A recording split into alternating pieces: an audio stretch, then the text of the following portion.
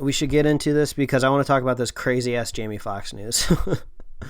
It's not a bird, it's not a plane, it's Superhero Slate. It's a modern podcast where we talk about everything that's great, like movies, TV, superheroes. It's Superhero Slate, oh yeah. Hello everyone and welcome to Superhero Slate, the show where we run down the latest superhero entertainment news. We love TV, movies, and superheroes, so let's talk it all out. My name is Chris Dillard.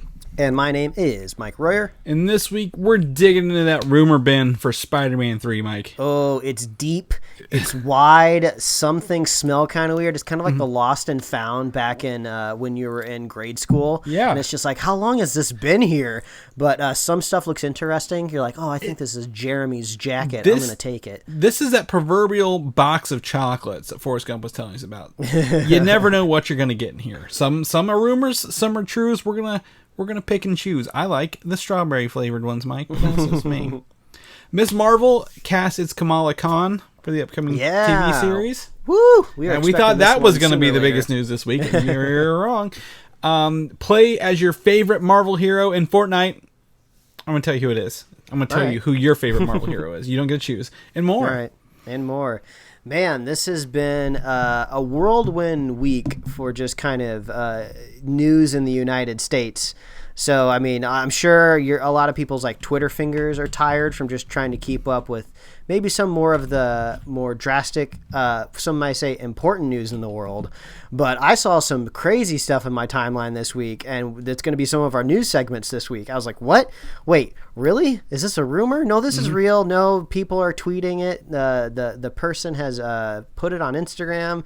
It's just wild, man. So we're going to talk about some crazy stuff here, I think in the middle of the show. Oh, yeah. I mean, I didn't want to sit on it too long, but then at the same time, I'm like, literally one bit of DC news, the rest is all Marvel, and this is it's not like we're specifically choosing out. There's just nothing to put in here for those. Hey, I mean, DC had their time to shine. They had their whole fandom, 2 fandoms, yeah, if you will. So they've had their weekends, and now it's time for Disney to step up and see what they can do. One thing that we know they can do is fire a bunch of people and give their executives their money back. So it's just a good reminder to remember that big corporations do not care about you. Nope. So it is up to us to extract as much value out of them as possible with giving them as little as they absolutely need. So give us the leaks. Yeah, so just leak the stuff, watch some fun stuff, buy a sane, normal amount of merchandise, and, don't dedicate your entire life to a company that just wants to sell you stuff, which sounds very ironic coming from 2 people who have been recording a podcast every single week for 5 years now, it seems we are starting our 6th year in January, which, oh man, I just realized it's October, and you know what today is? What is today, Chris? It's 10-4, good buddy. 10-4. I mean, I was only saying it because I thought maybe you were going to reveal some sort of special holiday or date. But today, 10-4, is my wedding anniversary. It is. So this is a very special day that I am obligated to never forget, or else I'll get in trouble. I believe 6 years ago. 2014. Yes. I was just talking to my dad on the phone a few hours ago about how I'm just always bad at remembering names and dates. I don't know if there's just a smooth part of my brain that can't pick those things up. So I always have to do all this backwards math of just okay, everyone knows the year that they graduated high school because you went to pep rallies and you're forced to cheer your graduating class year in some sort of chant. So that's drilled into my lizard brain. So then I have to add years onto that graduation year to get what year did I go to college? When did I graduate? When did I meet my wife? Okay, when did I move out to LA? So I have to do all this math in my head. So Chris, all I'm trying to say is it takes me a little while to get to these important dates. And it's cool because after that, we did your wedding, and then that January after is when we started the show. Because we were we're just texting each other this news. Let's record it. And here we are, missing maybe a handful of days, almost 6 years later. So, damn. It's been a long day for me, Mike. I've been at work all day. Been working extra hours at work while we move into a new building. So, I'm just fried, to be completely honest. It's been one of those weekends. I was trying to think what I was doing. I was like looking at our Corn stream here. I'm like, I watched another Great British Bake Off this week. Of course. I watched another episode of Avatar as I slowly work my way through this. Did you know that there is no war in Ba Sing Se? I'm still in Ba Sing Se. I'm working my way out of it. Well, I mean, that is ironic if you stopped or paused watching Avatar for a while once you got to that episode, because you got confused, you got brainwashed. Well, there was like an episode in the middle. It's like it's a compilation of stories that kind of splits it up a little bit, and that's where I'm like, I know this is a compilation episode, so it was hard for me to pick that up because I'm like, no, I want the meat. I don't want the little 3-minute clips. Speaking of compilations episodes, this wasn't in my Quarren stream, but we finally finished The Good Place, because it took them forever, but the last season is finally on Netflix. My patience was rewarded because I thought I was going to have to pay for Peacock in order to watch the last season of The Good Place. So we finally wrapped that up, but there is kind of a compilation episode in the last season of The Good Place, which seemed kind of stupid just because the normal seasons, I believe, were 10 episodes long, and this final season is 13, but it's like, just throw out that compilation episode. We don't need to see how these people got to where they are. We've been watching this. We've been watching the series, but it just goes to show you and I guess technically that was 2019. You still can't escape a compilation episode. No, that's whenever I do my rewatches of Seinfeld. There's like, here's the highlights of 100. And then there's like the last episode before the finale. Like, here's our highlights from our whole show, and I'm like, I just binge watched all of you. I don't need to watch these. I was just there 5 minutes ago. So yeah, I totally understand that. And then the other thing I've been doing this week is literally, Mike, there's only one thing men want, and that's the Xbox Series X. So I've been sending you guys videos of like, hey, here's the reviews as I slowly unveil stuff about it. So I've been really digging into that. It's just kind of funny with these next-gen consoles. All they can really do right now is they can, critique the design and the look and feel of the console. And then beyond that, it's just testing boot times and load times for things. Like what exists already out there in the world that we can test on these next-gen consoles. And it's just funny because really what they're putting to the test is the SSD. Yeah. Like it's just like getting a new computer and, I have an SSD, so this boots faster. So no one's really going to know the true performance of these things until like these next-gen cross-platform games come out and they can compare them. So it's just a weird time in the next-gen console life right now. But it's also cool because, I mean, a lot of when the last generation came out in 2013, there was not backwards compatibility, right? Like, you had to have two separate consoles to play two different things, or the games you already own, and then the new one only played the new stuff. So I'm glad they're thinking about that. So if you do upgrade, and you only want to have one console as like your main thing, you don't have to be like, oh, what am I going to do with this? Like, I might have to turn on the Xbox One or the Xbox Series X today, which has been nice. But that's really all I've been looking at this week. It's been one of those.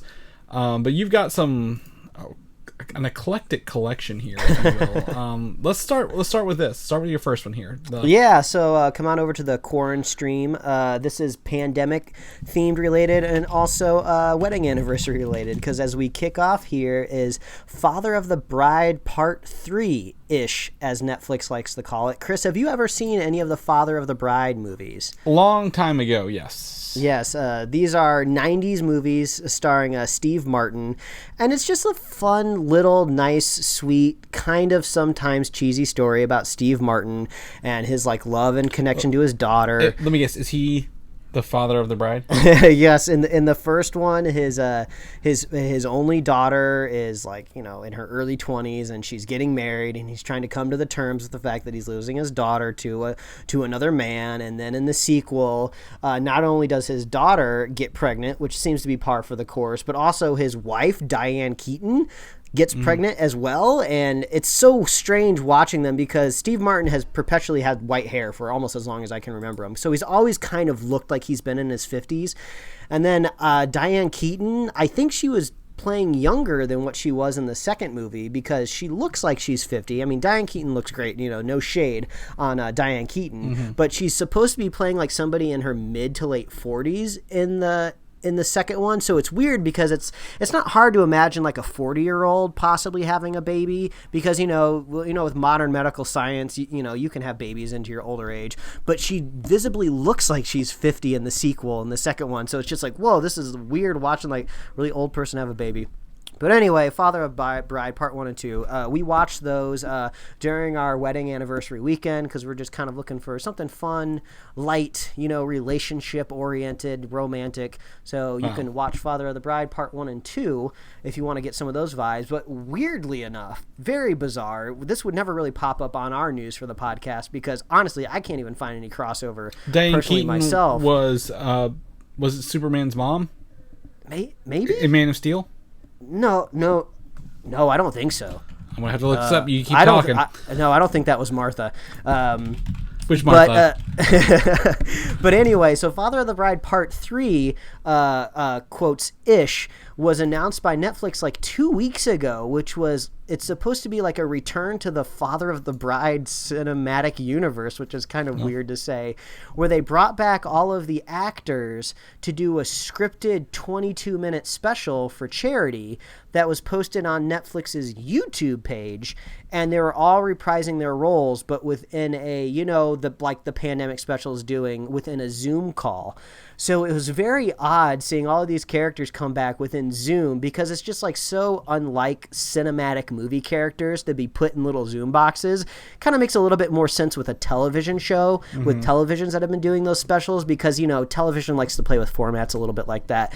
So it's really weird to see that, but I love Steve Martin. I love his entire career, so it was great kind of seeing him back doing some scripted stuff on for free on YouTube.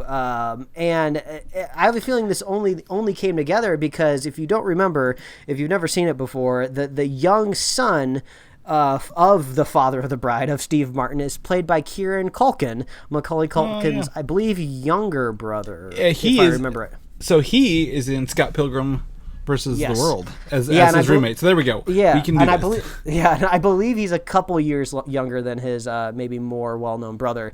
But it seems like this only ever got made possibly because of him, because now he's kind of riding this new wave because he's a character in Succession, which has been winning Emmys. So he's kind of riding this new kind of notoriety wave, and the narrative of this Zoom call kind of follows him and his relationship. So my long-winded way of saying is, if you need to complete the Father of the Bride cinematic DCEU, if you will, you got to go over to YouTube and watch Father of the Bride Part 3-ish. It's kind of schmaltzy, it's kind of fun, there's a few guest star appearances of celebrities. It's only 22 minutes, so yeah, if for some reason you needed to put a nice bow on that universe, go check out Father of the Bride Part 3, Chris. I will not, but thank you for trying. And I was thinking Diane Lane, not Diane Keaton. I apologize. Okay. I knew it was a Diane something, who was an older actress, so my apologies. Well, so I'll sandwich this, because I have three things in the corn stream this week. So I'll sandwich this with something a little different, which is, if you're not familiar with the New Yorker, I'm sure you're familiar with the New Yorker comic strips. They're kind of usually the single panel comics, reminiscent, I would say, a little bit of Far Side. Usually they're a little bit more sophisticated. And if you're unaware, sometimes they do caption contests where anybody can go in, look at a kind of a blank single panel New Yorker comic, and you can write your own caption. I don't really know what you get if you win. I don't really know what the rules are for submitting, but all I know is they're precedent for people writing their own captions. So I found out just today that on the New Yorker's YouTube page, that every once in a while they'll occasionally bring in a celebrity and set them down in front of these large printed New Yorker comics and just ask them to write their own captions. And it's pretty funny. I watched 3 of them today. One of them was Adam Scott, who we all know as Ben Wyatt from Parks and Rec. So it was kind of fun watching him work through a more of an analytical brain, trying to come up with captions in front of the camera for these comics. And then, of course, the next related video was Nick Offerman, known as Ron Swanson from Parks and Rec, also came in and did it. And he was more of kind of a... he was more of like a straight to the point, just whatever's the funniest thing in my head, whether it's related to the comic or not, he would write it down in there. But the best one, the funniest one, which will segue into possibly my third thing here, was Oh God, why can't I think of his name off the top of my head? Bill Hader. Bill Hader did one, and it was really funny because he has a very odd sense of humor, and he was really encapsulating it on this New Yorker caption contest. So I saw that these videos were uploaded in 2018. So I don't know if they did these for a longer stretch of time, or maybe I watched the only like 3 or 4 that existed. I think there's one with Nick Kroll, but I haven't watched that one yet. So if you need some fun, like short little videos that'll make you laugh, head on over to the New Yorker's YouTube page. Well, what's cool is Bill Hader ties into your next topic because he's frequently a writer for this show. Yes, frequently a writer on something that just dropped earlier this week, which seems like a million years ago in pandemic time and pandemic news, which was the South Park Pandemic Special. It's a 2-episode kind of joined into one. It's like a 43-minute special that I watched on HBO Max. So I'm assuming you were able to watch it airing on Comedy Central if you have cable. Yeah, I've not watched this yet. Not because I don't want to. I just haven't got the time to, but yes. Yes, I won't do any major spoilers or anything. It's South Park. I don't know what you can spoil. But. But the conceit of the episode is similar to some of the other episodes in last season where Randy Marsh is making specials around his weed that he makes at his weed farm. So I think in some of the earlier episodes he's done I think he did like a Halloween special or a Christmas special with his weed. So in this pandemic special, he's making a pandemic special strain of weed, and he's constantly worried whether or not people are enjoying the pandemic special. And knowing that this is called the pandemic special, there's like that kind of that double irony there. But this one, usually I like all South Park stuff, but usually when it doesn't go super well, it's usually because the ideas were funnier on paper and then in execution it didn't go over super well. And unfortunately, that's kind of how I felt about this episode. It was still fun. There were still funny moments, and I look up to Trey Parker and Matt Stone as idols. They can do no wrong to me, so I'm definitely recommending the pandemic special to anybody out there who's a fan of South Park. But I thought maybe they could have gone a little bit different with it. But there's a nice kind of little heartwarming moment in it towards the end, which usually South Park does not do that often. So I thought that was unique enough there to recommend people check it out. But yeah, that's my Corn stream this week. You can watch the Father of the Bride characters tackle Zoom during a pandemic, and you can watch the characters of South Park tackle the pandemic. And then if you need a little jab of fun, you can head on over to the New Yorker YouTube page. But that's my Corn stream, Chris. Well, I wanted to give an update on your Corn stream from last week. You gave us our one and only chance at putting a TikTok in our videos, right? Okay, yeah, that's right. The guy, Nathan Apodaca, I believe his name is. Oh, God, do you know his real name? I just know him as Dogface. The only reason I know this is he boosted the sales of Fleetwood Mac's song Dreams by 374%. Oh, I heard of. So not just the cranberry juice was selling out. He's selling singles for bands that haven't put new songs out in a long time. Yeah, so. I mean, good for him. I mean, I'm sure he's got a lot more followers on TikTok. I don't have TikTok, so I don't really know how to check into that data. But I do see that he's also on Instagram, and he's up to like over 800,000 followers. So he's almost to 1 million followers on Instagram. And I mean, if you have 1 million followers on Instagram, that can just be your job. That can just be your career. You can pay the rent with 1 million followers. So good for him. Just a dude out there chilling on a skateboard, drinking ocean spray. Good for him. Yeah, exactly. I mean, it's wild to think, all it takes is a movie trailer or some viral trend to kick off an old song you didn't think you'd hear for a while back. You never know what it's going to be, man. You just never know. You don't. You really don't. Empire Strikes Back is like top 5 of the movies in the theaters right now, of like both theaters that are open in the United States. Yeah, and what theaters may or may not be left. Well, that's at the bottom of our news, so we'll talk about that at the end of the show. But I'm going to jump into what I do all the time. You can find me this season playing Fortnite. And why am I playing Fortnite so much this season, Mike? Because shink shink, that's my sound effect cue. Because it's Marvel themed. There's Marvel all over this. You load it up, you're seeing Thor, Iron Man, Mystique, She-Hulk, Doctor Doom, Silver Surfer, and this week, week 6, they unlocked finally your favorite character to play in Fortnite, Wolverine. Oh, Wolverine's so cool. And as you unlock him, you can unlock you get him in his regular yellow and blue jumpsuit, right? Or black, blue, right? Then you unlock his brown one as you play for free. Awesome. If you complete quests. You can also get his claws as harvesting tools if you kill, or if you emote as him after completing some other tasks. So he will put his hands together, go snicked. You'll see it pop up in words like a comic book bubble would. And you could just start slapping on trees and rocks to get those materials with his claws. And it's the little things like that that make it so Chris is just the Marvel completionist, man. Yeah. Like any Marvel video game that graces his presence, if he doesn't 100% it, he just can't. He's not going to go to his grave restless. Well, I mean, I will tell you, those Lego Marvel games about beat me to death on those. So yes, 100%. But it's fun because, again, it's cool to see. You know, we were playing this weekend. I was telling Mike, we got the rare 5 wins in a row, but we're all playing as, like, we got a Doctor Doom and a Mystique and a Storm and a Wolverine all going to town. And, like, you know, they're all using guns, of course, but at the same time, you're like, that's pretty cool. Like, if you want to play a video game, I know you're not as solid on the other Marvel game that's out right now as I am, but, like, just seeing those characters in that art style that we've talked about just going in is really fun. Mm-hmm. And last week, I believe it was last weekend, maybe 2 weeks ago, they put Blade in the shop as a purchasable character. So your favorite Daywalker, he's in there. So I put some wings on him. He looked like Falcon. It was pretty fun. This almost seems like a longer term strategy for Marvel, whereas like the Marvel Cinematic Universe really took off because everybody knew who these characters were thanks to things like comic books and cartoon shows. That's how they got the hooks into people. So once they made the premium like cinematic universe idea, people were ready to lay down. But I bet a lot of kids growing up now probably aren't reading as many comic books, you know, because they want to see things move. They want digital stuff. So Marvel's like, yeah, we need our characters in front of young eyeballs, so they keep going to our movies.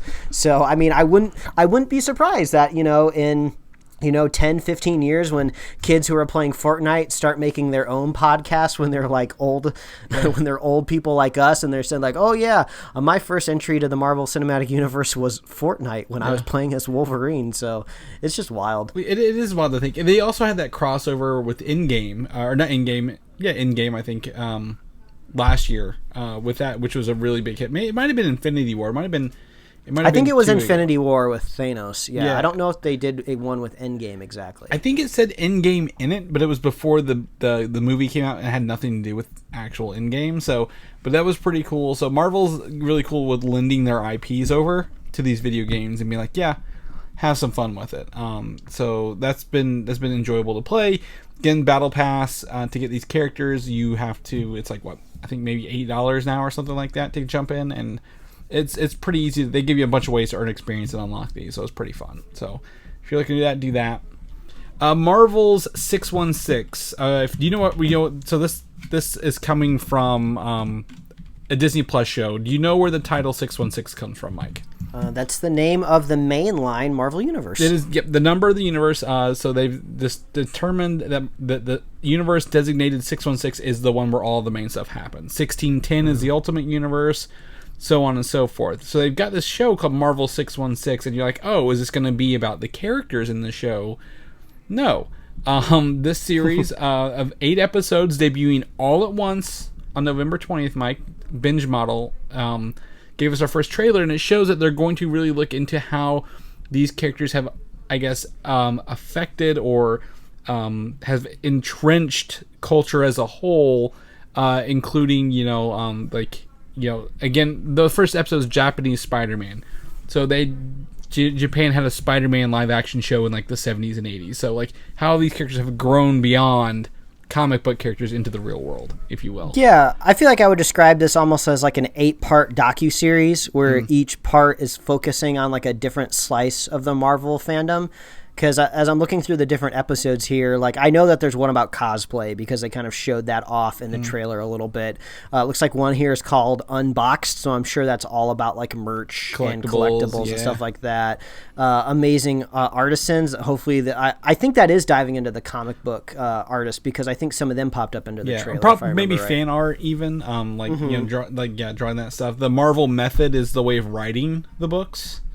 That's what they always call that, stuff like that, which is cool. But I also, the names attached to these, it looks like there's 2 community alum directing these episodes and hosting them. Yeah, Gillian Jacobs on episode 2, and then Alison Brie on the last episode, Marvel Spotlight. Yeah, and she was, I believe Alison Brie was rumored for She-Hulk before. Yeah, that was pretty strongly rumored for a long time. Yeah, so it's cool that they still, they're able to come in and direct these. And comedian Paul Scheer is doing Lost and Found, which I don't know what that one's about, but I'm excited to watch these. Little docuseries. It does seem kind of weird because it seems like this was really supposed to be coming out during when these Marvel kind of MCU TV shows were supposed to be airing. Like, there's an alternate reality right now where Black Widow has already been out. With these streaming series have already started to air. We're just on the heels of Eternals right now. I feel like this was really supposed to come out and supplement a lot of the fandom, and it's weird that it's kind of coming out all on its own right now. There's nothing really surrounding it, so it's just kind of like, this is all you get. You're kind of hoping that it would be more, but no, you got to wait a little bit longer until you get something that attaches to the MCU. Well, also we talked about WandaVision being November 27th rumored, right? Mm-hmm. So if this is the 20th and they're all at once, well, they're not going to space them out because they don't want to cannibalize the Marvel audience. Possibly. So I mean, not that would ever happen on a streaming service. You're not vying for time slots, if you will, but that's weird. Disney Plus has not historically dropped everything at once for a show. They've usually spaced them out. Mm-hmm. Which brings me to my next thing here. Did you know that Group Watch is available for all U.S. subscribers on Disney Plus? I only knew that because I watched an episode of The Simpsons today, and when I went there, they gave me that little Group Watch icon. So, yeah, I knew. So that means you can invite people. You have to do it like on a mobile device or desk or computer. You can invite people, but you can watch it on like your other streaming services, which is pretty cool. So we can queue up and watch shows or movies together, or with your friends or family, and do it that way. Now, the cool thing would be if they teamed up with Postmates or something, so you could get movie snacks delivered before you jump into all this. But that's something else. But one of the episodes, Higher, Further, Faster, is a reference to Captain Marvel, which I'm going to jump into my next topic. Miss Marvel, the upcoming Disney Plus TV show, has cast the character Kamala Khan with actress Iman Vellani, who has no previous work to date that I know of, but it looks like she's from Canada and wanted to go into filmmaking, is known for her as like a youthful film person. I felt much better about myself because when I saw this news, I was like, wait, who is this? I feel like I should know. Usually I'm on the pulse here. I would know these people. So I was like, oh, maybe they're in like a weird, like kind of like high school targeted show that, stuff that's usually over on like Freeform or something like that I've never seen before. But when I looked up that she had like no credits, I was like, oh, this is great, because that's usually a well I go to when we're on the show kind of talking about casting, where it's just like, I feel like if sometimes depending on the character, sometimes you want a fresh face, somebody that hasn't been attached to anything that can really dive into the role. And I love that they cast relatively young. This looks like it could possibly be the youngest MCU hero that we've seen. I was really trying to think who the youngest one was. I mean, Peter seems to be the obvious route to go to. I think he's the youngest hero, right? The high school superhero. I don't think we've had any other powered heroes or villains that have been younger than that, unless like I just can't think of it. I mean, no. I mean, unless you count the kid from Iron Man 3, but I don't really think he counts. Yeah, I don't think he counts. Yeah, I mean that's really the only place I could go with that is like the kid in Iron Man 3, but that's it. So I love that basically they're kind of putting like a stake in the sand saying we are going to go younger with this story. I think that's going to be pretty cool. And since it's going to be this big budget like television show, they're not going to be cutting any corners just because, I'm not worried about them like kind of targeting like a younger audience. Like, no, she just happens to be a younger superhero. I think that's going to be pretty cool. Kids play outside of their age all the time. So, maybe freshmen in high school, possibly that could be where they're looks super young. If you look at her, she looks way younger than 18 or 19.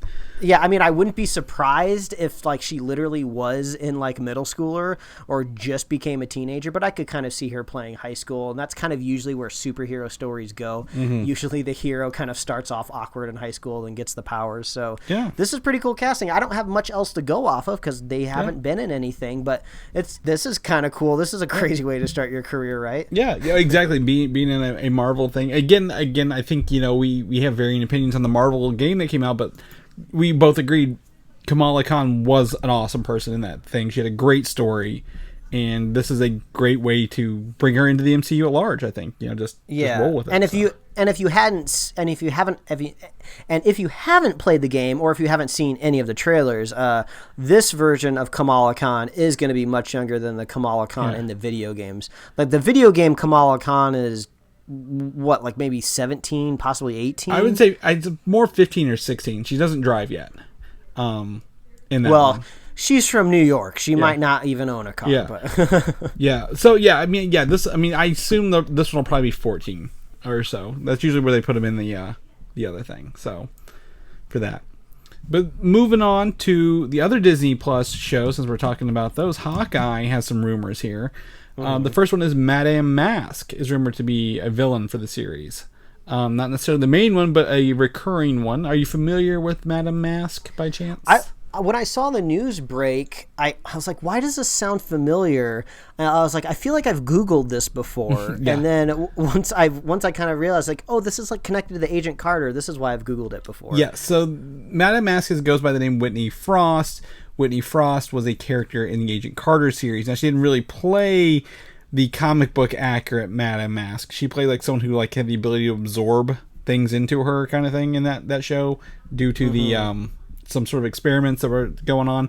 But this one is described more as a espionage and hand-to-hand combat kind of person, a la like a masked version of Black Widow, if you will, without any kind of superpowers. So she's more of an espionage kind of, like I said, a spy role. Yeah, that makes sense. And I would expect to kind of see villains or adversaries like that for Hawkeye. I mean, we all know he's human. Yeah. He's really good with a bow, but at the end of the day, he's human. So that's kind of the adversaries he needs to go up against. Yeah, and the other thing is, there's another character called Echo, who was known to be a deaf superhero in the Marvel Cinematic Universe, or Marvel Comics universe, and said making her debut here. But also, I always forget this, that Hawkeye was Ronin between the events of Infinity War and Endgame. And Echo was Ronin for a while when Hawkeye was missing in some of the series there in the mid-2000s. So I think they're going to tie into like, what did Clint do while he was, without family, and what is that going to come back and haunt him post re-snapping, if you will. Yeah, I have a feeling we're going to get at least one or two flashback scenes of his angsty chop time with his sword. Yeah, a lot of. He's good with a bow and arrow, but he's also good with a sword. We'll see. And lastly, another TV version character, a Mockingbird, is said to be reintroduced to the MCU at large as well. Recast, not the same Adrian Palicki, but a different actress to be Mockingbird in the show, who is known for working with S.H.I.E.L.D. and being, a collaborator with Hawkeye several times. They might have been married at some point. He might have been married to Mockingbird at some point in the comic books. But man, I mean, as we keep talking about a lot of these Disney Plus shows, I mean, maybe the Loki show won't really go this direction, but it seems like S.H.I.E.L.D. seems to be like a vein that's kind of flowing through a lot of these. Hawkeye is probably going to have like S.H.I.E.L.D. People connected to it for sure, if we're talking about Mockingbird and some of these kind of like ground level characters. We watched the WandaVision trailer. We saw some sort of it looked like sword stuff. Yeah, it was some sort of a militarized armed up group monitoring the situation that was going on with her. A Falcon and the Winter Soldier, obviously. So this seems like a fun way to kind of flesh out S.H.I.E.L.D. maybe in a more serious way that maybe Agents of S.H.I.E.L.D. wasn't really able to do because they were really restricted on budget. Well, again, what happens when the world came back is S.H.I.E.L.D. kind of at large. We saw, again, Nick Fury and Maria Hill still operating pretty heavily in Spider-Man, right? Like cross countries, international stuff. So this is an opportunity for S.H.I.E.L.D. to come back, and Hawkeye was introduced as an agent of S.H.I.E.L.D. in the Thor movie, if you remember. So he's got some S.H.I.E.L.D. energy there. But Hawkeye is he started off as a big actor, and then kind of it looks like he's going to his own show here as he fades into the sunset. But I'm looking forward to the next set of big actors we're going to introduce to, and one of those is going to be the Eternals. I think the Eternals is going to introduce a lot of characters. How many House Stark members do they have in that movie? At least 2, right? Yeah, I mean, they got a whole crew over there for the Eternals. So I don't want to say there's a lot riding on it because, honestly, I don't think the MCU needs to be propped up by characters such as the Eternals. But if it turns out really well for them, they could have a lot to pull from. You've got Kumail Nanjiani. So buff, Mike. He's so buff in this movie. He's still buff. The dude is still buff. Like they've already filmed this movie, and like he's still posting on Instagram his like one cheat meal a week, which is like 8 cakes. Like one time a week, he sits down and eats like 8 cakes, and then he goes back to eating like sugar snap peas, and he's still buff as hell. Yeah, I mean, what I mean by that is like there may be. What if this MCU's not propped up by these characters, but maybe they introduce themselves in other movies, kind of like one person per movie for like a year or 5 years or whatever, but. Anyway, what we don't know much about is the villain of the movie. And we have the first design off a toy, of course, of the main villain, Crow. Crow is a deviant, and we've talked about deviants a little bit versus Eternals. Like, deviants are like the bad versions, like, who are hideous and ugly looking. And that's where that chin from Thanos comes from, is the deviant gene within these aliens. So our first look at Crow here is he looks kind of buggy and spacey and... tentacly, if you will, here in this toy form. Yeah, I mean, like, I don't really have a whole lot to go off of here because this is kind of like, it looks like an artistic rendering of a toy. This is the back of a toy, yeah. Yeah, because I can, like, see the seams of, like, where the joints would be on the toy, and obviously you have the weird dip in the hips. But also it almost kind of seems like a concept art, too, because it's not a photograph of a toy, right? It almost looks like somebody's, like, painting of a plastic figure. It is a toy, but the smoke effects are added in. So this is the back of the box. So this is actually the photo of the toy.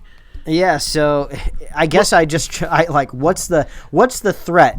I guess do you have to look out for the dude's tentacles? Yeah. Does he have some other other abilities? Looks like he's got like 4 eyeballs. If it's a male, I don't know.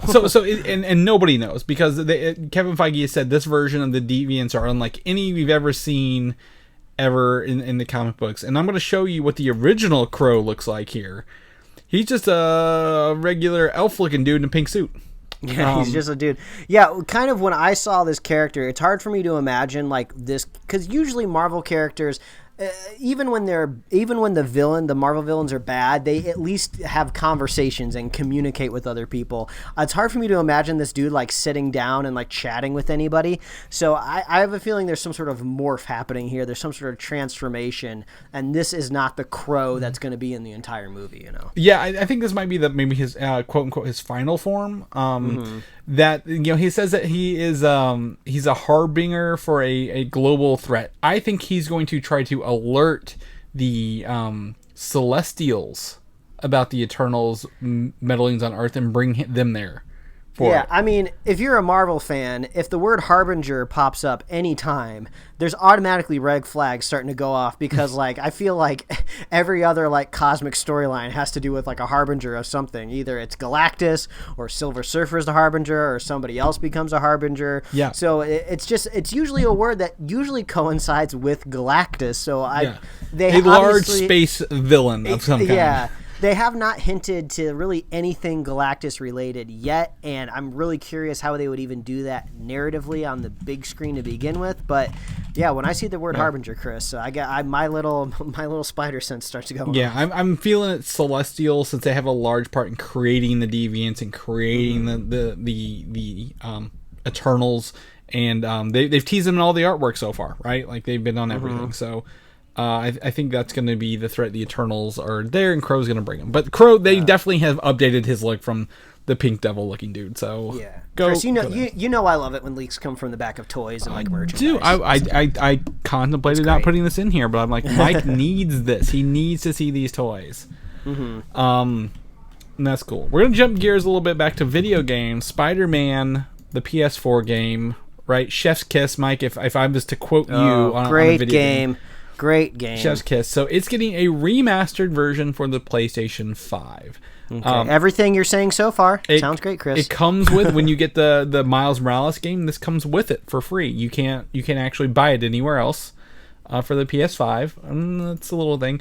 But PlayStation has told some of the updates they're going to get. One of the biggest buzzwords of the next console generation, Mike, is ray tracing. Ray tracing. And we've talked about this a little bit, that they are tracing literally the rays of light from the light source in the video game to the item and then to a reflection, right? So what you're going to get is some updated reflections that were unlike any other you've seen. People have said that essentially in the ray tracing, this game is running the PlayStation 5 version on the left, and in the reflection is essentially the PS4 version. And not to knock it, the PlayStation 4 version is beautiful. It handles superbly, looks great, right? The other thing is, that they're also going to be doing a new Peter Parker model, which has caused a lot of This is it right here. Interesting conversations online. Yeah, many subtweets. I've seen people all over the map. You sent it to me, and I was just in utter confusion. I just did not understand this decision. You kind of have a little bit of a conspiracy theory, which might hint to why they did this. Mm-hmm. But if it's not true, then I think it's an asinine decision, and that's just me. So my thing is, this new model looks exactly like Tom Holland. I mean, if you want your Spider-Man in the game to match up with how he looks in your movies, this is the one you use, right? Like, he looks younger. He doesn't. I mean, it just doesn't work as well. I don't think so. I believe Sony has come out due to all the I guess the I want to say the lashings are receiving online. Is that the face actor who they chose for this one matches up more closely with the voice actor. And I'm like, then why wouldn't you just use the voice actor, right? Like, why you're doing like a 2-round kind of thing? Yeah, I mean, like... But he looks younger than all the other characters now. Like, if you put him next to Miles, he looks younger than Miles, which makes no sense in this game world. I just have, like, so many things to say about this, because, first of all, to me, it wouldn't have been that big of a deal if they changed the face model between, like, the first game and the second game. There hasn't been a sequel announced yet. I know Miles Morales is kind of like a 1.5, and who knows, Peter Parker could possibly pop up in the Miles Morales video game. We're not really 100% sure. But if they would have changed the face model in, like, the second game, okay, that would have been fine. Yes. They kind of did a similar thing with Ellie in The Last of Us. Obviously she's been aged up a little bit, but they've made some tweaks to the face that I don't think are totally attributed to the character aging at all. So I'm okay with a character model possibly changing like that moving forward. But yeah, they really made him just look like a totally different person. So I almost feels like the head was swapped. Yeah. They're like, no, so it almost feels like an actor being recast in a movie, right? Which seems like a bizarre thing to do when you're in a video game and you're digitally creating your actors. It wasn't even a recast would be the next one. They redid the whole. This is what Zack Snyder's doing on Army of the Dead with Chris D'Elia. Like they're digitally replacing him in the whole game that you've already gone through. So you're playing the same thing with every other character model looking the exact same, except Spider-Man now looking younger and more like Tom Holland the whole time. And I think the thing that bugs me the most around the discourse is people not really knowing how to properly say how they feel. Mm-hmm. So people that really like the redesign, they like it because they felt the old character model looked weird. And I would agree, depending on whatever console you were playing on, whether it was like a vanilla version of a console or if it was like maybe one of the pro consoles or whatever, or if you were able to crank up your graphical settings and whatever you were playing, the hair did kind of look a little Lego blocky. Yeah. And maybe the face looked a little jagged or something like that. So, but the thing is, those things would improve in the next generation of console. They could get the hair looking better and stuff like that. But some people just outright said the character model of Peter Parker just looked ugly. Like they looked like an ugly person. And first I want to say, like, I don't think that's true. I think it's just like not a normal baby face that you're used to seeing. And people seem to really like the character model face because people said, oh, it kind of looks like the average of if you took the last 3 Spider-Man characters and kind of blended them together. Like, to me, it didn't really make like a Frankenstein looking face. I kind of liked it. But the biggest problem here is I have played with that version of Peter Parker now for hours and hours and hours now. I have emotionally connected to his narrative and his story, and now you're just totally changing out the features. I mean, human beings are so programmed into faces and emotion and connection, and the fact that you just changed it. It's just like, why? What is the motivation besides you just kind of want to synergize with Tom Holland's face, you know? Right. And again, I would agree if it was the second game, fine. Whatever. It's new, take times past, whatever, you can get a new thing. But to do the same game but not change anything else is wild. Yeah. And I've seen people like, and there's a side to this, like, hey, I play the game for Spider-Man. You don't see him without his mask on for most of the game you're playing. I get it, but this story is really good in this game. Yeah. And the voice actor and the character sells it in there because he's not. Spider-Man was never meant to be the pretty boy Hollywood type, right? He is just a normal nerdy guy who got bit by a spider. He's supposed to be a nerd. And also, if you do really think that the old character model was ugly, like I kind of want to go a little social justice warrior on you and go like, maybe ugly people should be allowed in video games. No, you're ugly. Like, I mean, we've been going through this whole change and upheaval where, you know, like, oh, female character in a video game shouldn't just be somebody in a metal bikini. Like, maybe we should let uglier character models into a video game. I personally did not think that Peter Parker was ugly. It's just such a weird, it's such a weird motivation. Do you want to tell the people, Chris, what you think your conspiracy theory is of why they changed this model? I'm gonna have to go back a little bit and then read because I've gone through many things in my head. Oh, well, I'll tell you what it was because you sent it into our group chat. You said that possibly this could be the character model for Spider-Man in the Marvel Avengers game. Yeah, so we notoriously have heard in the Spider-Man game, the Avengers went to the West Coast, right? Mm-hmm. That's why the tower is there. We know Spider-Man is coming into the Avengers game. We don't know what he looks like and who he is. But if they wanted to be like, you know, look, this is PlayStation only. We are coming out with more Spider-Man stuff. We want to synergize off of it. This is the character we use for that game, and we know we're going to be making this in Spider-Man 2 with this already. So let's go ahead and ease them into it with this free remaster.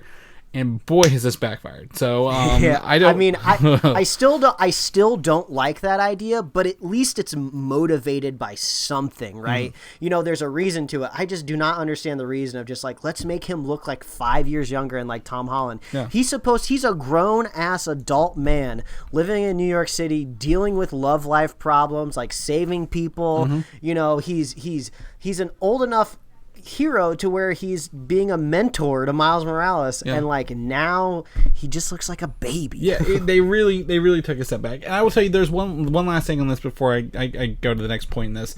Is there are people who are like threatening the developers? That's too far. Like you don't need to threaten the developers over a game changing, like a game.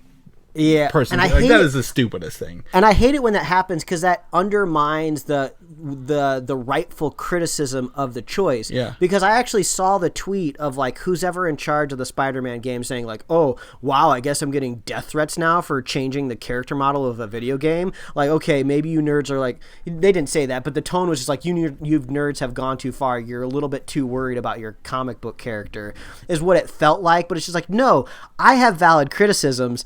I'm not the one that gave you a death threat, though. That should not be happening at all. But it's just we can like it without personally attacking people. Yeah.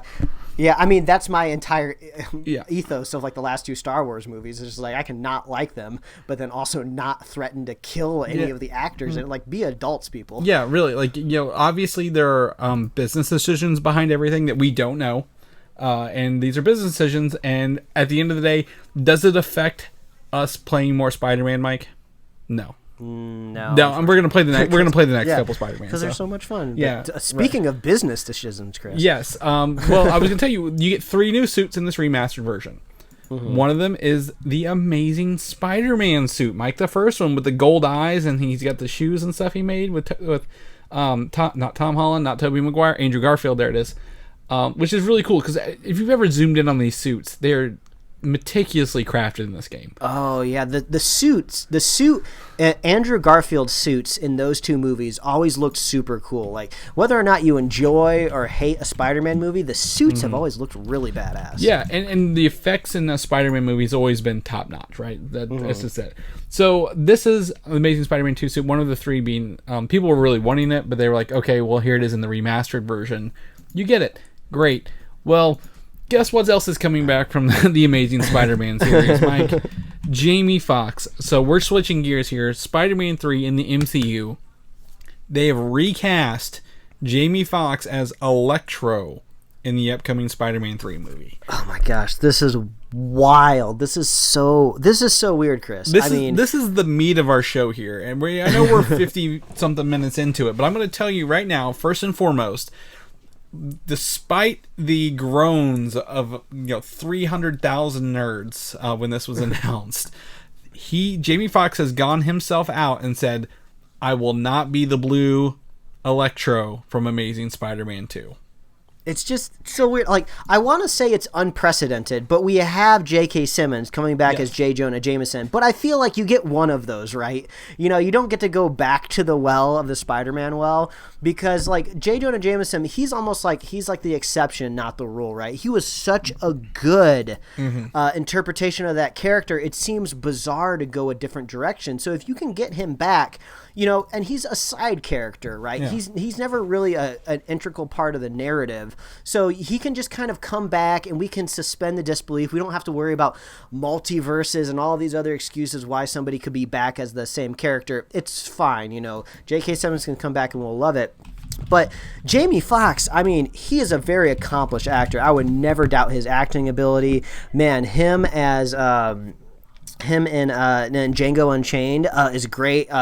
He was great as Ray. He's won all these awards, so I'm not doubting his acting ability. But the choices that were made for Electro in that Mark Webb Spider-Man movie is just like, what about that performance made you want to particularly bring him back? It makes me think that maybe that was motivated by somebody else within the production, and they told him. It's just so weird, right? For him to come back as the same character again. So Amazing Spider-Man 1 was okay. I get it. It's a Spider-Man story. Again, we get an origin of Spider-Man. Thank God we haven't got one since. And the Lizard was cool, and it was the first thing. But Amazing Spider-Man 2 was trying to be the entire MCU for a Spider-Man movie, right? Like, we're setting up all these other things. Here's the Green Goblin, and here's Electro, and really push the ultimate version of Electro as like in this. But like, it failed. It failed horribly. It fell flat on its face, and I knew it within 10 minutes of walking in that movie. I'm like, this is not going to work. Again, I don't think it's any of the actors' fault. We get, I always want to say it. It's Andrew Garfield, Emma Stone, Jamie Foxx, the guy from Valerian, that guy, who played Harry Osborn. I think they're all great actors, right? Like, they just were given a buffet to feed upon and deliver to everyone, but it just did not work.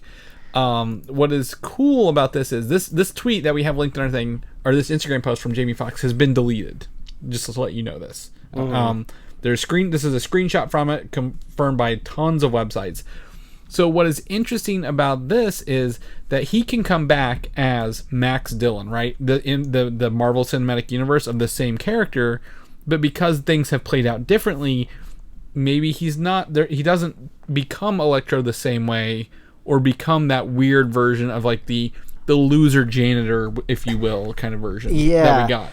It's weird. I almost feel like there's some sort of contractual obligation, right? This is what happens with a lot of actors. They sign on to these multi-picture deals at certain studios because they want to be in the Jamie Foxx business. It makes me think that, like, oh man, we still have you on this contract. We obviously want to give you more money to be in stuff. Hey, we got another Spider-Man movie coming up. I know it didn't go super well the first time around, but you know what?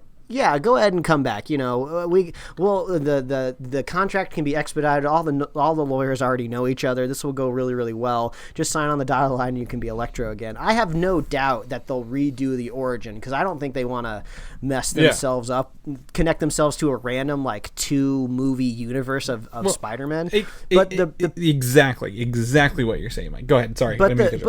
but the picture he shared was a little strange because I like I always say, like, actors never know anything about the project that they're in, right? Like, they basically read the script when they get it, they work on their lines, connect to their character, and they move on to the next project. So I doubt Jamie Foxx knows a whole lot about the difference between Spider-Verse, the animated movies, and the MCU. Oh. But the picture that he shared and was deleted seems to hint at a Jamie Foxx possibly being in a Spider-Verse movie, right? So here's what I'm going to tell you. I disagree. I think Jamie Foxx is very in tune with the superhero community. He just had that Netflix movie that kind of, right, about the superpowers. I think there's also a movie coming out. I don't know if it's him or not, or if it was one of his production companies. It's like only black people in the world have superpowers. As well, so like I think he's very in tune with this culture, right? He's down to it. So I don't think he doesn't know what he's saying, and he deleted it. Here's the thing: there is no confirmation or denial of a multiverse yet at this point in this film, right? Because it is supposed to come out next Christmas, which is before Doctor Strange, which mentions the first actual multiverse, right? So his picture does paint a different story for us. It has 3 Spider-Man in it, and kind of the art style of the Spider-Verse, right? But if you look at the back of their suits, these are literally the 3 movie Spider-Man right there, like in their outfits. And I know the artwork is him, the blue version in the sky, but it's kind of, it looks like some quick fan art, if you will. So if it's fan art, great. If not, I mean, what is going on here? Now, I want to tell you, listeners, me and Mike have heard from people who are working on this movie some of these facts that are about to come in that may also be rumors. They may change. Productions change, right? Tobey Maguire and Andrew Garfield will cameo in this movie. And I believe this is confirming it more and more for us. The more that we've heard, the more like, this is too good to be true. But if you're bringing in Jamie Foxx, you have to bring in Andrew Garfield, right? You can't just... He's not going to be a main role, but these are cameos. I think we will see them.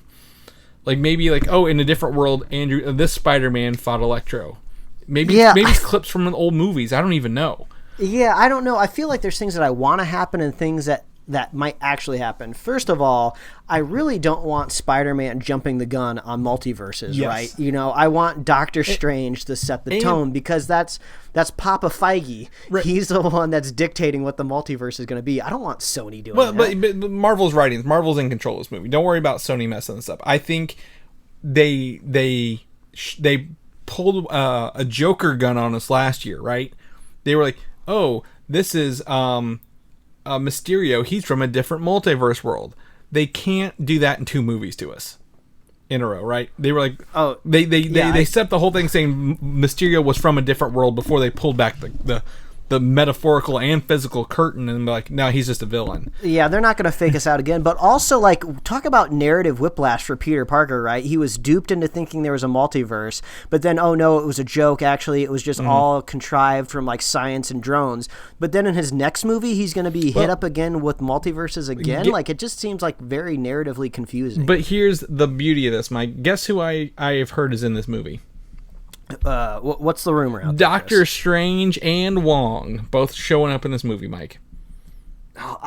This is just it's very wild, just because, like, what is happening? That's basically all I want to know. You know, back when we first talked about this off mic, like a few weeks ago, when we were hearing a lot of these rumors, I kind of figured the Spider-Man cameos would be like Stan Lee cameos, right? Like, one of them would be a pizza boy, one of them would be like a parking lot attendant or something like that. And they would just be, you know, making references to the audience, like, oh yeah, we get it. There's been other Spider-Man, and here are the actors that played them. But bringing them into the movie, like going like full Spider-Verse, like, it just seems like, I don't know, it seems like Sony's like putting the cart before the horse. Like you really pulled it off in an animated universe. Like, maybe just try to concentrate on a fun, straightforward narrative for Spider-Man before you throw him into a multiverse. I don't know, but I feel like I would be very at ease if I knew this was all at the doings of, like, Feige. They're really pulling out this multiverse. I don't know. But it is. I mean, it is. This is still under the Marvel Cinematic Universe brand,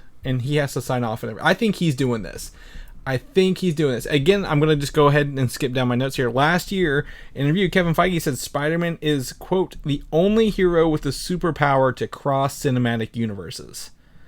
So as Sony continues to develop their own Spideyverse outside of this, the Morbius and Venom, you never know what surprises the future might hold. Now, I think this was a little tease that Feige is crossing universes over, and they have Sony, whatever deal they've made with Sony, it's like, if we want to use your old characters, right, can we bring them in? Sam Raimi is directing Doctor Strange, right? Who directed, 3 Spider-Man movies. I think there's a lot here, but let me drop this on you here. So I think this isn't a Spider-Verse movie. I think this is a Sinister Six movie. Mm-hmm. And I know some of the characters, I believe. Okay, I think we already have Vulture. Mm-hmm. Okay, Electro confirmed. We're going to get a Doc Ock again, and a Sandman. I mean, there's possibly a Scorpion out there, too. Right. So, he's been canonically in the universe. Yes. So that leaves 2 more slots. I have been told, rumored, there is no Mysterio in this movie. Okay. Jake Gyllenhaal's not coming back. So that 5th slot is either going to be Kraven, Scorpion, probably Scorpion, or maybe a Green Goblin who is notorious for being on the Sinister Six. I don't think they've earned a Green Goblin yet, so knock that out. I'm just trying to think of like what's the story here, right? What's going on? Like we need to. Why are all these villains coming out of the woodwork? I mean, Spider-Man has been out there in the world being a superhero, but has he made that many villains already? Well, here's the thing: we know 2 things right now. There were 5 years with no Spider-Man. Okay, were any of these villains active during that 5 years he was gone in New York? Also, Spider-Man has been outed at this point. His identity is public. So what does this mean? I think Spider-Man is the Sinister Six member. And you may be like, Chris, are you stupid? Well, there was that. Well, there is a comic book storyline where he is part of the Sinister Six. He's being blackmailed to do crimes. Exactly. They know who he is. They know who he cares about, and they have threatened those people specifically to do his bidding.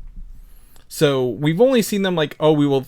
Was it the first Spider-Man? Green Goblin tries to kill Aunt May or something like that, and then I think Venom maybe goes after her in the 3rd one. I think, but like. And then what was it in Amazing Spider-Man 2? Gwen Stacy gets essentially killed by that. So what would Spider-Man do in this situation?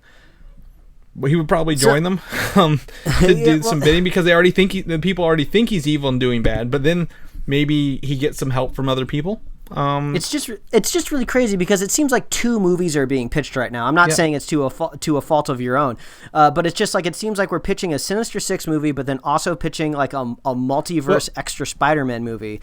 But if I try to do the logistics in my head, I guess if one Spider-Man is trying to fight 5 to 6 different villains, he might need other Spider-Men to back him up. So I guess maybe that's where the other Spider-Man could possibly come in. But if that's, again, I've just been told they were cameos. I can't commit if they're going to be in a battle or not, though. That would be my only thing.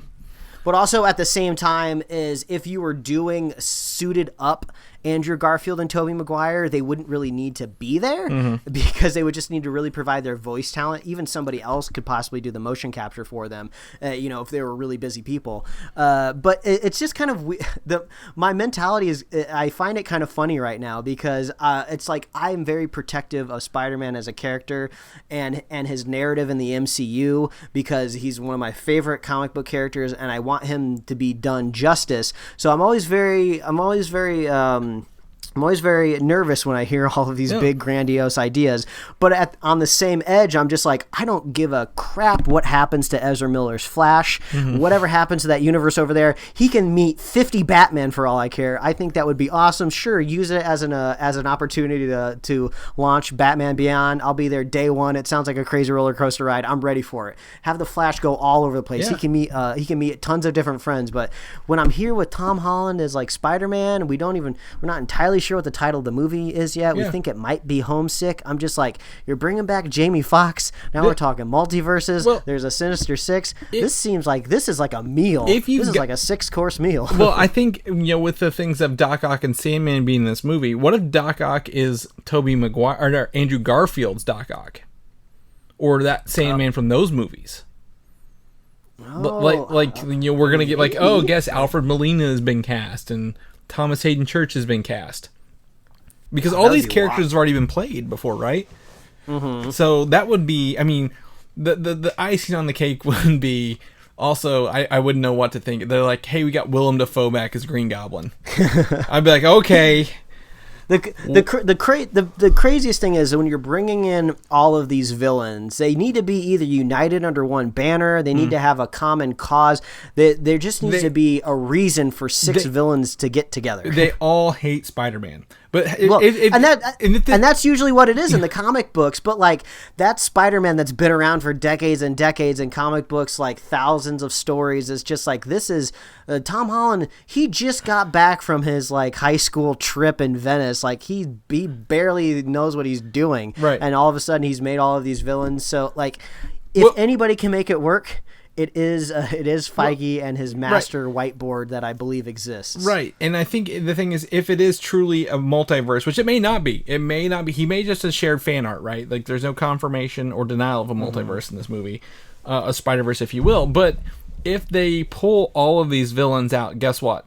All of them were defeated by Spider-Man, right? Mm-hmm. So they're united under getting revenge on a Spider-Man. Maybe they're plucked out of their universes at certain times, so they're still alive, or when they're most the strongest. I don't know, but they're under the promise, if someone is bringing them from other universes, not saying they are, but they're like, hey, I'm going to bring you to this universe where you can get your revenge on Spider-Man and then go be whatever you want to be.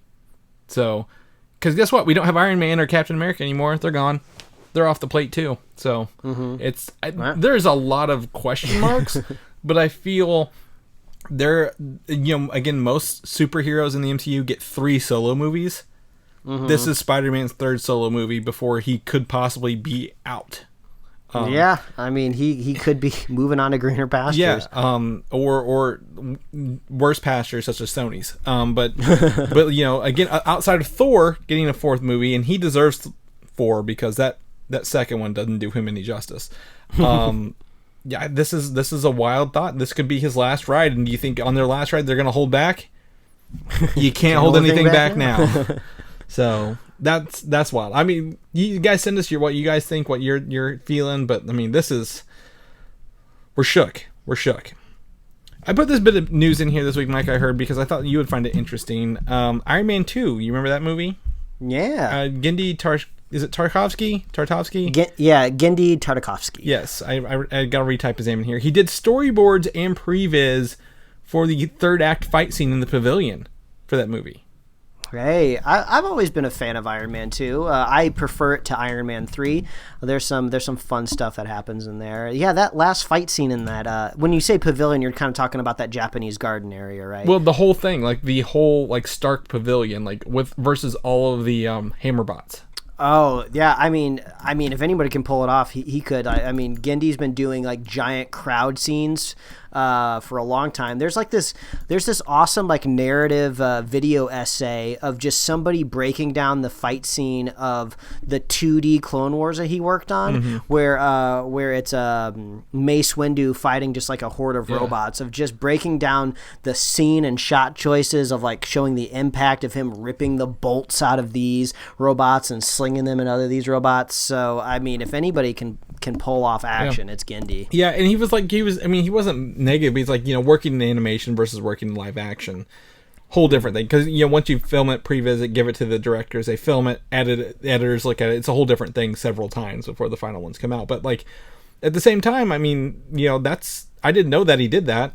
Yeah, I just would assumed it was regular movie people doing it. So that's really cool for him. Yeah. I mean, this is just a good option to plug his new show, Primal. The first season is already out there in the world, but he got a second season, and I believe the second season drops pretty soon. Yeah, they just did they did a preview of it. That's why they talked about this Yeah, so go check out Primal. It's amazing. Mm-hmm. It's amazing. Again, known for his Samurai Jack and Dexter's Laboratory and the Powerpuff Girls. Like, this guy is...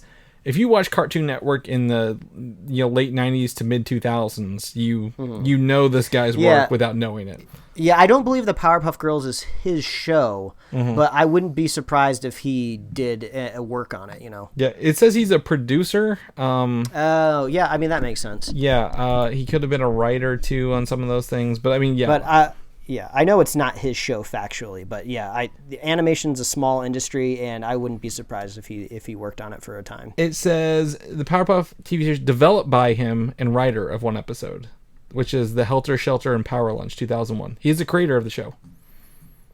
Great. Yeah, because I think they asked him what did he think of the new live action version they're working on. He was like, whatever.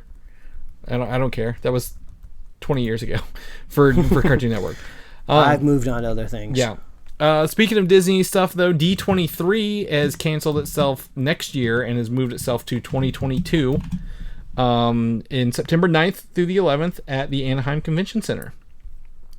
So not far from you, Mike. You can go. It's coming back. We want more D23. It's kind of like our Marvel-only Comic-Con, if you will, because I'm sure we'll get Marvel announcements there. Star Wars announcements, I think, is something that we're definitely looking forward to. I mean, exactly. I mean, well, here's the thing with that. Again, D23, the centennial for Disney is 2023. That's where the 23 comes from. Is 1923. So they're in D23 is historically every 2 years. So they're like gonna just miss it. Like, why did they not just push it back 2 years or say, hey, we'll have 2 in a row or something like that? I don't know. But Star Wars Celebration is also that same year, 2020 or 2022, I guess, next year at the Anaheim Convention Center from August 18th to 21st. So if you're in the, I guess, LA area, is it Anaheim? How close is that to you, I guess? Yeah, it's outskirts of LA. If you live in the LA, it's just a drive. I mean, it seems like the goalpost keeps getting pushed, right? We were kind of all hoping January things would get back to normal, and now I'm starting to hear, maybe not even summer next year. So honestly, there's a chance that the biggest comic book convention in the world, Comic-Con San Diego, might not happen even again next year, or if it is, at a much more pared down point to where you wouldn't really get any of the big names there anyway. So so it might be till 2022 till we get another big announcement day. Yeah, and I believe LA Comic-Con is still going on this year, they said. Is that right? I mean, they're even people are saying like Wonder Woman's still going to be a thing, but we'll talk about some more movie theater stuff here in a minute. But I think everything's TBD for 2020. If people say it's going to happen or not, it's just a matter of time until it gets canceled. It was this week. LA says they're still doing it. LA Comic-Con in December of this year. They're still going to do it. I doubt it. We will see how that goes. I honestly doubt it. Yeah, we'll see. Have fun with that.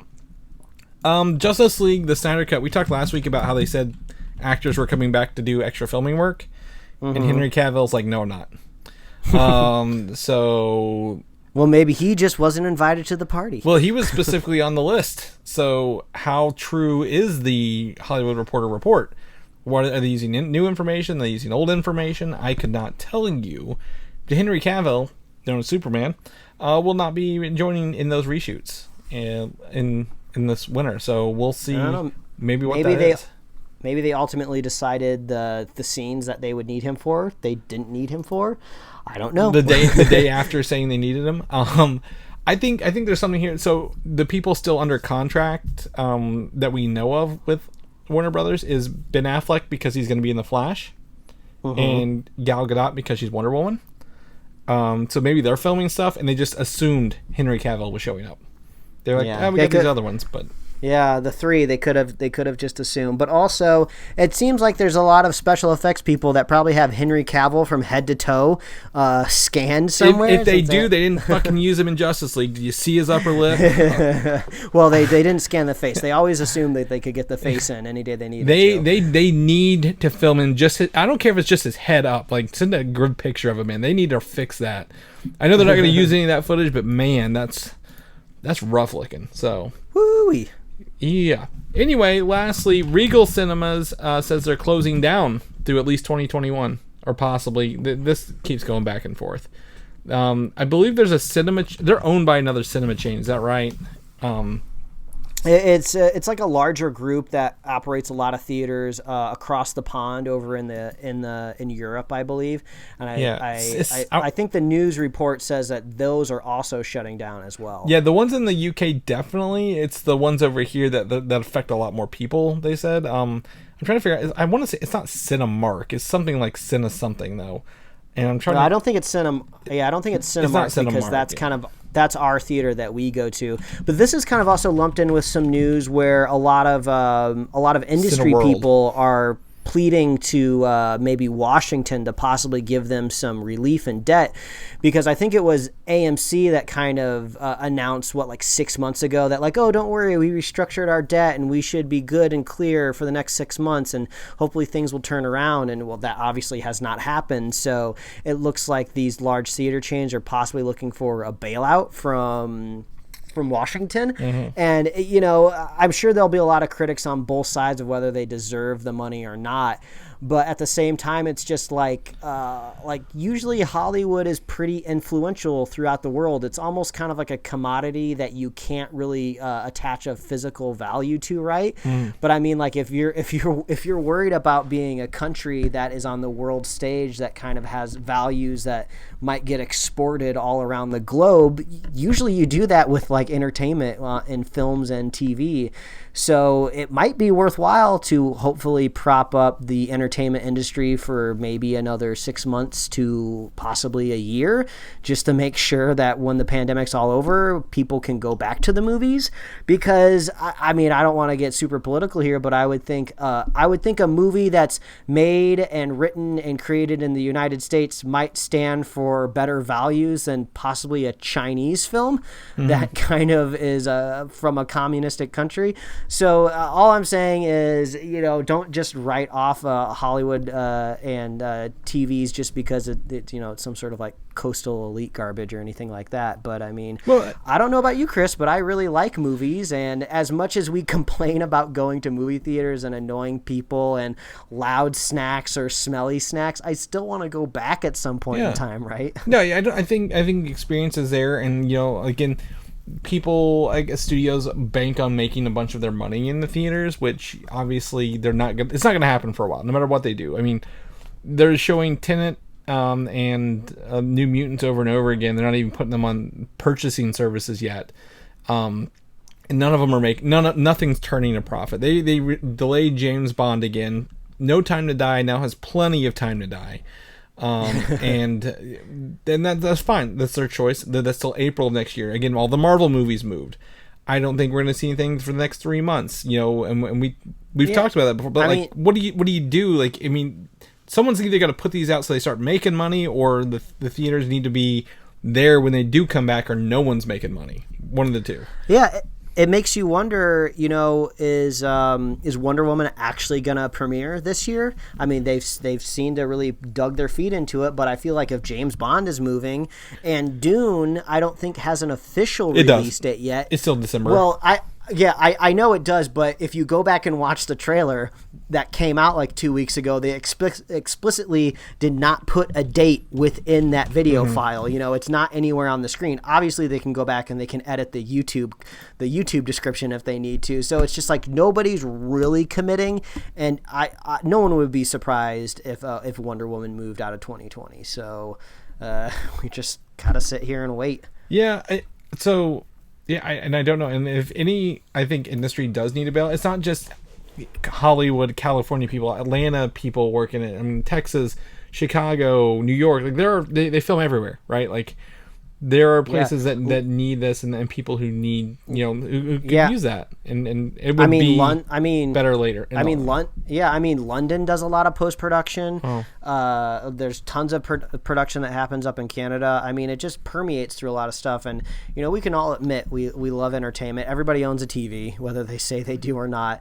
We all watch TV. We all watch movies. It's like a part of our culture. It's a part of like modern humanity. So I don't want to see the concept of movies or movie theaters die. Maybe they'll slightly change when they come back to try to remain more profitable, but man, just hold in there, people. Yeah. But this is almost like the total antithesis to what I said at the top of the show, where you shouldn't feel bad for giant mega corporations. Right. So I wouldn't be sad if AMC stopped being a business, but hopefully another business will crop up in those theaters, and I can still keep going to the movies. Right. Or at least they figure out how to make this online stuff work for everybody sooner than later in the interim. Yeah. Because just let me rent Tenet and New Mutants in my own home. I'm not going to be able to go anywhere and watch it. I mean, we're just waiting to do a spoiler cast for New Mutants, but we can't watch it. No one else can really watch it, so what's the point? Yeah, I know. I would pay $30 to watch it. I'm not gonna lie. I pay $30 for my house to watch that movie. So yeah, the wallet's open. Just let me give you my money. Yeah, please let us. Before I forget, actually, I've been reading the book Dune at night before bed. Hey, have you ever read Dune? Look at you preparing. No, I have not. Oh my gosh, this is like, imagine Game of Thrones meets Lord of the Rings in space. You want that spice? All I know is that there's spice involved. Yeah, spice, and he who controls the spice controls the universe. I hadn't even got to the spice part yet. I'll tell you that right now. I'm like 200 pages in this 900-page book, and there's no they mentioned the spice, but there's nothing to do with the spice. I don't know if it's pumpkin spice, is it oregano, cinnamon? Hell, I couldn't tell you. Chris, I mean, like you said, Chris, it's October now. Pumpkin spice is everywhere. I wouldn't be surprised if it made it in your book. That is a 10-4. Good buddy. I can only make that joke today, so I'm trying to milk it for as much as I can. Oh, okay. So, all right. Well, that's our news for this week, Mike. We have made it. We have gotten through. The rumor bin has been dumped over. I've got to go pick it up, put it back together, clean up the smell. There's a lot of smartphone charging cables in there. Yeah. That's mainly what Lost and Found is nowadays. They're all frayed too. Nobody wants them. They're the bad ones. So, people know what you're up to, what you're doing, where they can find you at.